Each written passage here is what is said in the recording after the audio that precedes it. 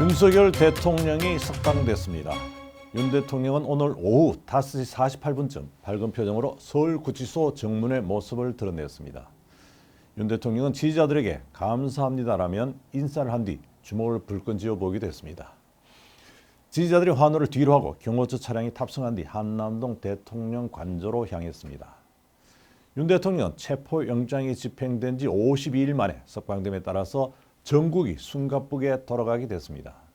경찰관 4,000명이 동원되고 전 세계에 중계 방송되는 가운데 요란하게 이루어졌던 윤 대통령에 대한 긴급 체포. 정말 선진국 한국 이상을 하루아침에 아프리카나 남미 수준으로 떨어뜨리고 말았습니다. 이제 윤 대통령은 불구속 상태에서 조사와 재판을 받게 됩니다. 윤 대통령은 당장은 헌법재판소의 탄핵재판에 집중할 것으로 보입니다. 서울중앙지법의 판결로 공수처와 검찰의 수사가 불법하게 이루어졌다는 점이 확인됐다며 헌법재판소에 대해 변론 재개를 요구할 것으로 보입니다. 법원의 판결과 검찰의 즉시 항고 포기에 따라서 검찰의 수사 기록 자체가 증거 능력을 잃었다며 적극적인 공세로 나설 전망입니다. 지금까지 헌법재판소의 심리가 공수처와 검찰의 형사 기록을 바탕으로 진행되어 온 만큼 재판을 새롭게 해야 한다는 주장을 펼 수 있게 된 겁니다. 헌법재판소도 법원의 판결을 존중할 수밖에 없어서 고민에 빠질 것으로 보입니다. 그동안 제출된 공수처와 검찰의 조사 기록을 바탕으로 진행해온 심리가 무효가 될 상황이 됐습니다. 대심판장에서 이루어진 증인과 피청구인, 참고인의 진술만을 바탕으로 평의를 하고 평결을 해야 하는 최악의 사태를 마주친 것입니다. 이 심리에서 서로 엇갈리는 진술이 많았습니다.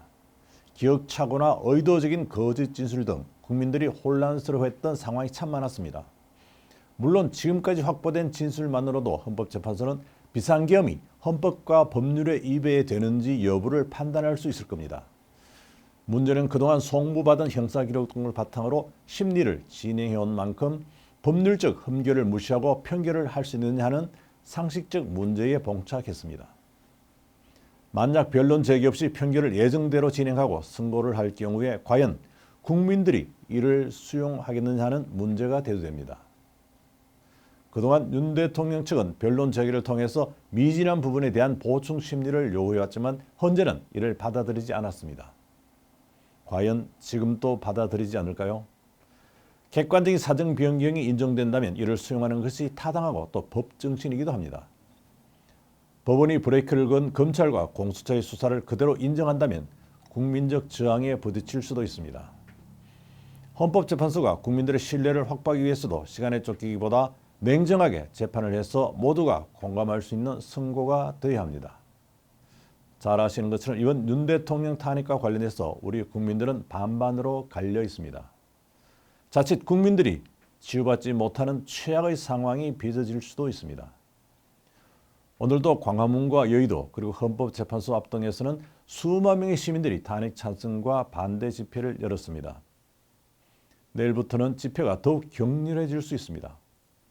탄핵 찬성 측은 찬성 측대로, 반대하는 측은 반대하는 대로 나름대로의 논리로 무장하고 아스팔트로 뛰쳐나올 겁니다.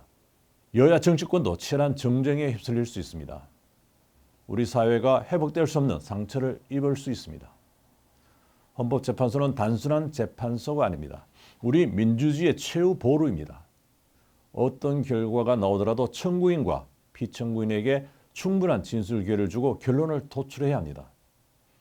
문영배 재판관과 이미순 재판관 퇴임을 한 달여 앞두고 서둘러 승모를 하려고 한다면 국민들이 저항할 수 있는 빌미를 주게 될 겁니다. 절차적 정당성이 훼손되지 않는 헌법재판소의 선고를 기대합니다.